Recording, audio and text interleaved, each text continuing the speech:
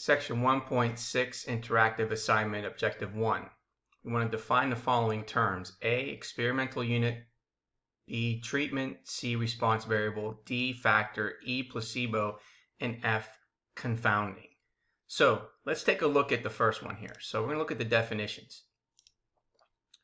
So the first one says to define experimental unit, and we're going to choose the correct answer below.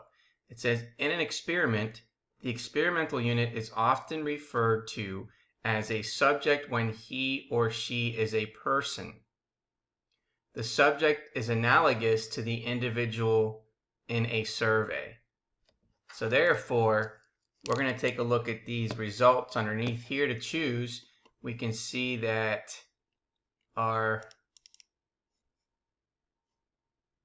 part A is our answer, where it says a person, object, or some other well-defined item upon which the treatment is applied. So let's just take a look at that result here. So it's a person, object, or some other well-defined item upon which a treatment is applied. And therefore that is the answer for part A. Next question is to define treatment. So if we want to define a treatment, okay, let's take a look at the definition for that. An experiment is a controlled study conducted to determine the effect of varying one or more explanatory variables or factors has on a response variable. Any combination of the values of the factors is called a treatment. So here, any combination of the values of the factors, explanatory variables, is given in the last sentence of that definition. So taking a look at this answer here, we're going to say that it's A, and you can see that any combination of the values of the factors, explanatory variables. Now we're going to define a response variable.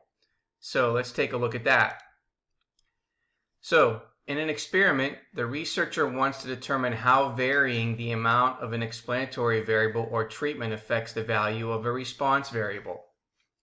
The response variable is the dependent variable, okay, where it's dependent upon the explanatory variable. So if we look at part B here, we're going to see that the answer says the following: the quantitative or qualitative variable for which the experimenter wishes to determine how its value is affected by the explanatory variable. So therefore, let's take a look at that answer.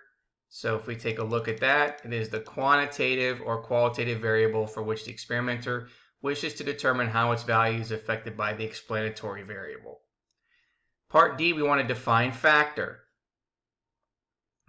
Now, if we take a look at that, an experiment is a controlled study conducted to determine the effect of varying one or more explanatory variables or factors has on a response variable. So again, this is varying one or more, how to determine the effect of varying one or more explanatory variables or factors. Well, which one of these are we going to say? Well, it says a control study to determine the effect of varying one or more explanatory variables or factors has on a response variable. A variable whose effect, an innocuous medication such as a sugar tablet that looks and tastes and smells like experimental medication.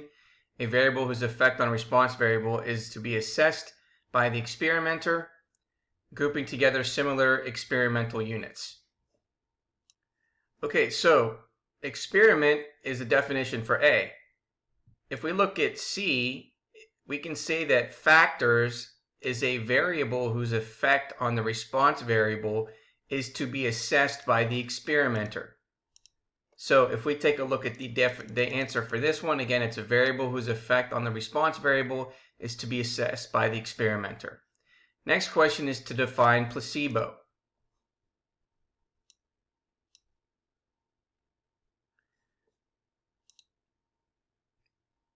Okay, so up here, a placebo is an innocuous medication such as a sugar tablet that looks, tastes, and smells like the experimental medication.